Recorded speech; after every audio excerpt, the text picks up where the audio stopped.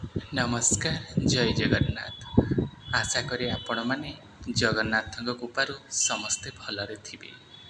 ଆପଣଙ୍କ ଦିନ ଆଜି ଶୁଭମୟ ହେଉ।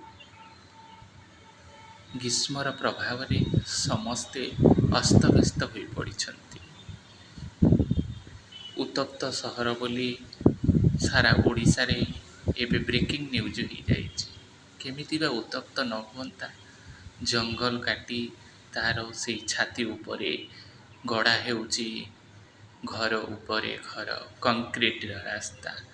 ସେଥିପାଇଁ ଏ ସମସ୍ୟା ଆମକୁ ଭୋଗିବାକୁ ପଡ଼ୁଛି। ସେହି ଗ୍ରୀଷ୍ମର ତାଣ୍ଡବରେ ବି ବୃକ୍ଷଲତାମାନେ ସବୁ ପତ୍ରଝଡ଼ା ଦେଉଥିଲା ବେଳେ କୃଷ୍ଣଚୂଡ଼ା ତାର ପୁରକୁ ଚିରି ନାଲି ସୁନ୍ଦର ଫୁଲ ଆମକୁ ଭେଟି ଦେଇଛି। ହେ କୃଷ୍ଣଚୂଡ଼ା, ତୁମର ସେହି ସୁନ୍ଦର ସୁନ୍ଦର ପେନ୍ଥା ପେନ୍ଥା ନାଲି ନାଲି ଫୁଲ ଦେଖି ମନ ମୋର ଉତ୍ଫୁଲ୍ଲିତ ହେଉଛି, ଉଲ୍ଲାସିତ ହେଉଛି।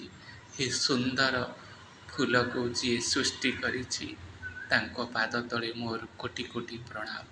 ଏ ସୁନ୍ଦର ବିଶ୍ୱର ସର୍ଜନା ଯିଏ କରିଛି ତାଙ୍କ ପାଦ ତଳେ ମୁଁ ନମସ୍ୟ।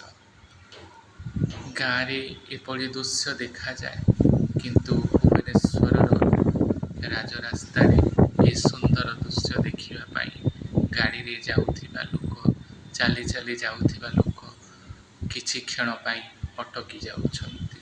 କିଏ ସେଲ୍ଫି ନେଉଛି, କିଏ ଭିଡ଼ିଓ କରୁଛି।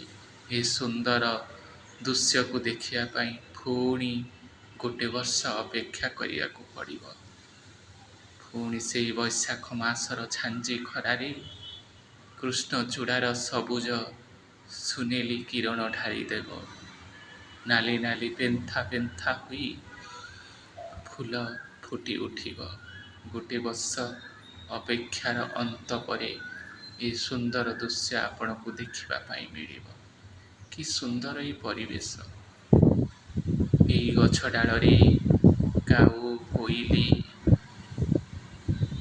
ବିଭିନ୍ନ ଚଢ଼େଇମାନେ ଯେତେବେଳେ ଖରାର ଉତ୍ତପ୍ତ ବଢ଼ି ଚାଲେ, ମଧ୍ୟାହ୍ନ ସମୟ ହୁଏ, ସେମାନେ ଟିକେ ଛାଇ ପାଇବା ପାଇଁ ତାର ପତ୍ର ଗହଳିରେ ବସି ବୋବଉଥାନ୍ତି। ଟୋପେ ଜଳ ପିଇବା ପାଇଁ ଆକାଶକୁ ଅନେଇ ରହିଥାନ୍ତି। କେତେବେଳେ ଏ ଆକାଶରେ ମେଘ ବୁନ୍ଦେ ଆସିବ, ସେମାନଙ୍କ ଦେହକୁ ଭିଜେଇ ଦେବ। ଗ୍ରୀଷ୍ମରୁ ସେମାନଙ୍କ ଦେହ ଅତିଷ୍ଠ ଲାଗୁଅଛି। ସେମାନେ ଗାଧୋଇବା ପାଇଁ, ଟୋପେ ପାଣି ପିଇବା ପାଇଁ ଇନ୍ଦ୍ରଦେବକୁ ଯେମିତି ପ୍ରାର୍ଥନା କରନ୍ତି। ସମସ୍ତେ ସବୁବେଳେ ସବୁ ଦୃଶ୍ୟର ଉପଭୋଗ କରିପାରନ୍ତି ନାହିଁ। ଯିଏ ଯେମିତି ଏହି ସୁନ୍ଦର ଫୁଲକୁ ଦେଖି ବା ସୁନ୍ଦର, ଦେଖନ୍ତୁ ନା କି ସୁନ୍ଦର ନାଲି ନାଲି ପେନ୍ଥା ପେନ୍ଥା ହୋଇ ଫୁଟିଥିବା ଏଇ କୃଷ୍ଣଚୂଡ଼ାର ଫୁଲ। କି ସୁନ୍ଦର ସବୁଜ ପତ୍ରର ଶିଖରରେ ଫୁଟି ଅଛି ଯେ କୃଷ୍ଣଚୂଡ଼ା ଫୁଲ। ସେ ଫୁଲ ମହୁଛି ସମସ୍ତଙ୍କ ମନ। ଯିଏ ଯାଉଛି ଏ ବାଟରେ କ୍ଷଣେ ଅବା ରହି ଚାହିଁ ସେ ଯାଉଛି, ସ୍ତମ୍ଭୀଭୂତ ହୁଏ ଦେଖି। ମନେ ମନେ ଭାବେ ଯିଏ ୟାକୁ ଗଢ଼ିଛି ସେ କେତେ ଯେ ସୁନ୍ଦର ନ ହୋଇଥିବ।